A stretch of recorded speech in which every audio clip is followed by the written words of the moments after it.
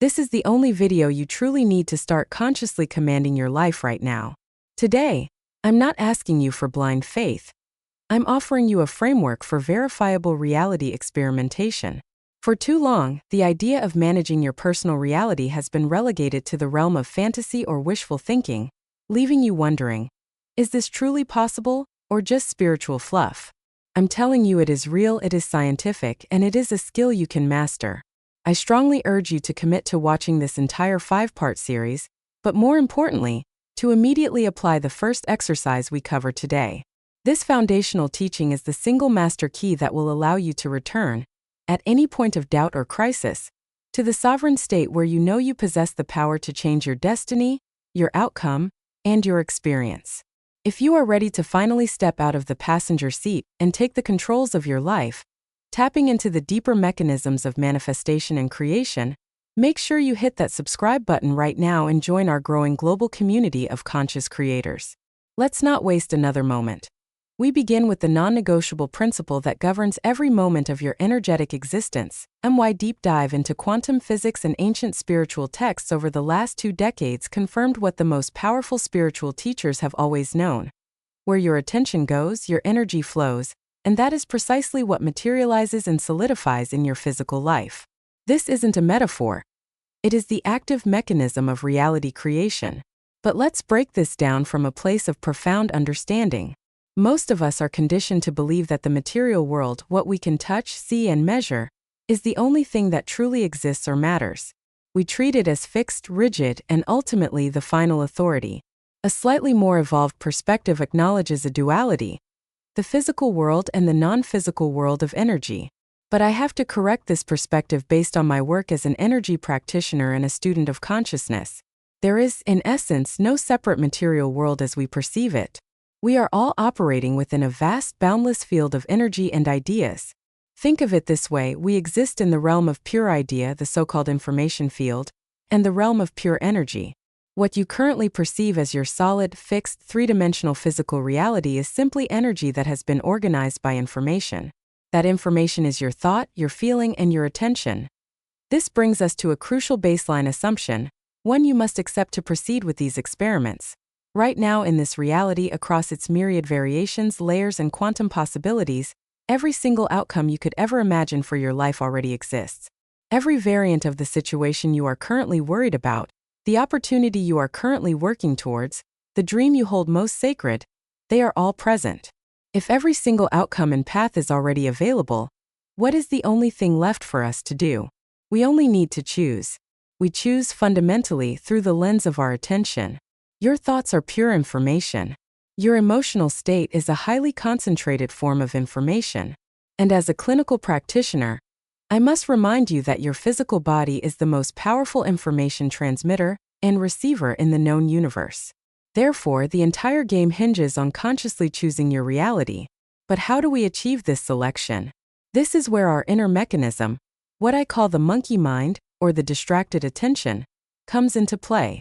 When challenging or fear-inducing events arise, especially those we assign great importance to, our emotions immediately spike. Our attention, that chaotic little monkey, begins to run wild, chasing the loudest emotion. If we are startled, the monkey runs toward the source of the fear. If we intensely desire something, the monkey runs not to the actual goal but to the potential lack of it. This is a critical esoteric point. When we want something too intensely, we place an enormous, crushing weight on it. This means that a massive number of other circumstances and conditions in our lives become emotionally dependent, literally hanging, on the realization of that single desire or dream. And when we have this intense emotional charge without taking grounded, confident action, when we are merely desiring intensely, a predictable shift occurs. Our attention starts to involuntarily drift away from the desired outcome and fixates instead on the terrifying question: what will happen if this doesn't work out? Fear, anxiety, and dread take the center stage.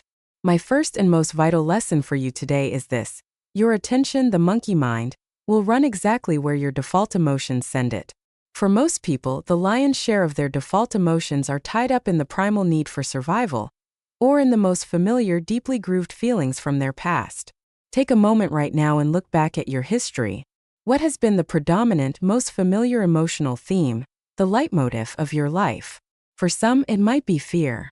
For others, it's chronic worry, self-doubt, deep-seated unworthiness, or even habitual anger.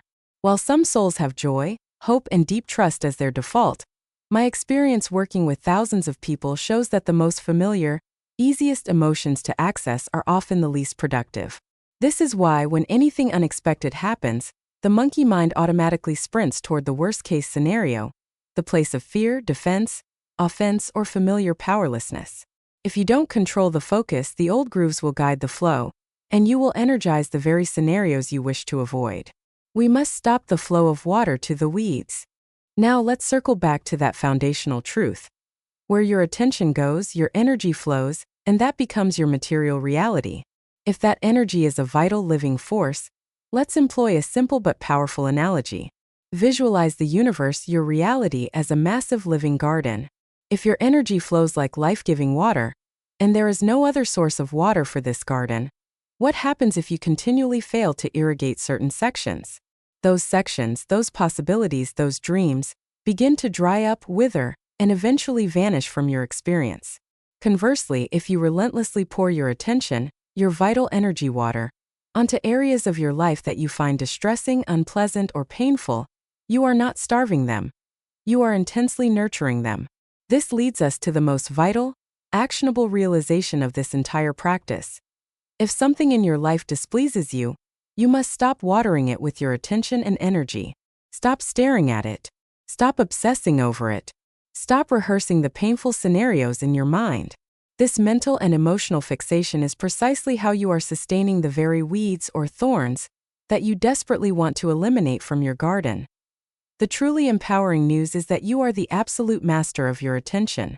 And because you command your attention, you command your energy, which means you ultimately command what manifests in your life. The solution is simple in principle. Make a conscious decision to shift your attention away from what you dislike and toward what you desire. However, this simple shift contains two major psychological hurdles that trip almost everyone up. Hurdle number 1. Ironically, people often do not know what they actually want as a replacement. We spend hours obsessing over the problem, the debt, the conflict, the illness, but we invest almost zero time or effort in asking the most critical question. If I dislike this current situation, how exactly do I want it to unfold instead? This lack of a clearly defined positive vision is a creative vacuum that the old, negative information immediately rushes back in to fill. Hurdle number 2 is a fear-based psychological resistance. When something unpleasant, a looming problem, or a potentially negative event appears on your horizon, you often feel an irrational, almost magnetic pull to keep it within your field of vision. You feel like if you look away, you might miss a crucial moment to intervene or defend yourself. Let's use a clear example. Imagine a coworker who you believe is actively working against you, spreading rumors, or trying to undermine your position. Your attention immediately floods this person and the potential threat. You start constructing elaborate mental dramas. What is he saying now? Who is he talking to? What harm can he do to my reputation? If your professional standing is even slightly vulnerable, this narrative can quickly become the gravitational center of your emotional universe, dominating your thoughts and draining your creative energy. What will this fixation achieve? Absolutely nothing pleasant. To resolve this situation, not just manage it, you must make a definitive, unwavering decision to withdraw your attention from this focal point. Stop thinking about the person. Stop fantasizing about the plots unfolding behind your back. You must refuse to grant any significance or emotional weight to this person or the potential negative outcome. Now, someone will invariably say, "But won't I miss the chance to solve or prevent a real problem?" And you are absolutely right to ask that. But here is the critical distinction that often confuses those new to this practice. We are not talking about ignoring obvious, materialized facts. If this person has already taken a harmful action, say they stole your idea or publicly slandered you, you must, of course, respond adequately in the material world. You must address the situation, set boundaries, or take necessary corrective actions. But here is the key, the energetic firewall you must establish. There is a vast difference between the material world, where you act, and the world of information, where you create. You must act appropriately in the material world, do what needs to be done, respond with integrity, but you must maximally remove all feeling and emotion from the situation within the world of information. The information world is governed by how you feel, how your body resonates, and the thoughts and fantasies you entertain in your mind. All three are deeply interconnected. What you ruminate on influences your body's sensations, and those sensations influence the thoughts you are prone to entertain. Your job is to act with trust and the absolute inner conviction that you are entitled to a reality where this friction, this conflict, this lack is not present. Act with the knowing that your life should be smooth, joyful, and easy. And here is the magic you will witness. Either you will quickly realize there was no real threat, and the drama was entirely manufactured by your fear, or the source of the conflict, that troublesome person or that potential negative event, will simply inexplicably exit your life. Or if you are truly bold, you can select an even higher reality. You can choose for the conflict to transform into mutual understanding and respect. As you hold that informational pattern, you will find it seamlessly becoming your new reality. I promise you, even the outcomes your current logic deems impossible will begin to manifest as you learn to sustain a superior reality in your attention. Let's shift our focus to an area where attention is often hijacked by the most potent survival fears. The realm of finance and provision. Suppose you are currently experiencing a significant income gap. Perhaps you lost a job, or your means of sustenance have been suddenly disrupted. The immediate, automatic response is to transition into a state of intense anxiety. Your attention is immediately directed toward every possible hardship. The overdue bills, the fear of financial embarrassment, the looming day when you cannot meet your basic needs. This is the monkey mind running rampant, watering the weeds of lack. What is the immediate counter-strategy? First, radical redirection of attention. Attention, again, is what you mentally rehearse, what you feel with emotion, and what you fantasize about. But to redirect it effectively, you must satisfy the first hurdle we discussed. You must know exactly what you are redirecting it to. Too often, people try to escape a negative situation without clearly defining the destination. They just want to not be in debt, or not be unemployed. If you merely try to escape the complex situation, the inertia of that complexity will drag you back, because your desired outcome is ill-defined. You must know what superior situation you intend to occupy. So take the time and effort, at least 10 to 15 minutes of sacred focus, to take pen to paper and describe the reality you are choosing to create. This means detailing the new scene. Perhaps it's the certainty of having all bills paid, the sense of deep calm that comes with financial security, a specific increase in your monthly income, or a noticeable upgrade in the quality and comfort of your daily life. Be sure to include ancillary details that matter to your overall feeling of well-being. I urge you, do not be stingy with your desire. This is your reality, and your attention is the energy. It will work whether you direct it toward something mediocre and realistic, or toward something incredibly favorable that seems almost too good to be true. The power of attention is neutral. It simply follows the information pattern. Of course, if you choose something you are completely incapable of believing, something that feels utterly foreign and unrealistic, your belief system, the dominant operating software of your reality, will reject it, and your attention will quickly drift away. The goal is to choose the highest possible outcome that your heart can still grasp as a possibility. Now, once you have consciously withdrawn your fear-based attention and switched your imaginative focus, your mental energy, and your emotional state to this desired scenario, you must integrate the material world action. You are living in a temporary physical environment, and you cannot forget that. You must do what is necessary to handle the current circumstances. This might mean actively searching for job opportunities, prudently reviewing your current expenses, asking for help from your network, or taking any other practical steps required to stabilize your immediate environment. I must be very clear here. If you simply close your eyes, ignore the looming situation and say, "I only think good thoughts, so it will go away," this will only work if your faith is utterly crystalline. If you are truly, authentically unconcerned about the approaching consequences, if you are not ruminating on the worst-case scenarios, and not feeling the anxiety of inaction, then pure faith can instantly collapse the old reality. But for the vast majority of people, I would say 99.99%, this path of pure inaction only amplifies inner anxiety. you start to feel the internal friction. I'm doing nothing. I'm running away. I'm escaping into fantasy while the situation worsens. This cycle intensifies self-doubt and makes the happy scenario feel impossible. Therefore, for almost everyone, the path to mastery is balanced. Direct your focused attention and creative energy towards the reality you want to manifest, but simultaneously, act calmly and unemotionally to resolve the current, tangible situation. Ask yourself with detached curiosity, what is the most practical step I can take today to ensure this situation will look different tomorrow? A crucial part of this is learning to observe yourself. You will always notice when your so-called trust or faith is actually disguised in action that is escalating your internal tension and self-reproach. If you feel that familiar internal narrative saying, I'm hiding, I'm doing nothing, I'm stuck, stop immediately. Sit down and calmly define the practical steps you can take, and then radically remove the emotional charge from those steps. You are simply performing necessary functions in the material world.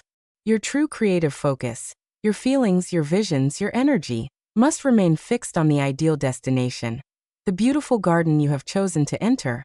Once you fully embrace this dual approach, calm action in the material world combined with relentless focus in the world of information, you enter the process of becoming a true conscious creator.